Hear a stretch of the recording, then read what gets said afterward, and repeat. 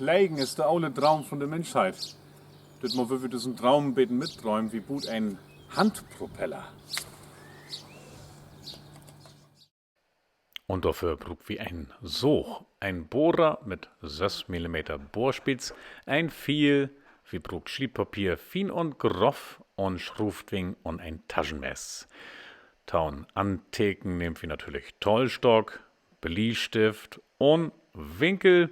Und uns Buhmaterial Dütmol ist ein Holtliest, 4 cm breit.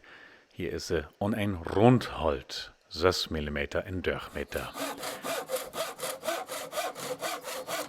Von der Liest 30 cm ab und in der Meeren von der Liest den 4 cm mal 4 cm ein Quadrat und in der Meeren von das Quadrat mogt wie denn das Lok.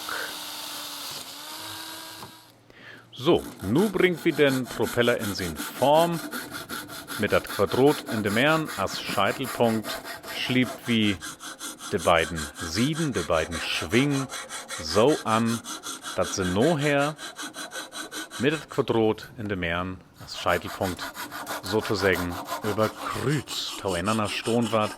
Hier kann man die Form all ganz gut kennen. So sieht ein Propeller all gut, aber noch nicht ganz. Noch ein bisschen Gewicht nehmen, täg wie an, was wie an de Rücksieden von de Schwingen noch wegnehmen könnt. Das sind die Sieden, die noch unricht sind, uns Propeller ja Obdrift geben.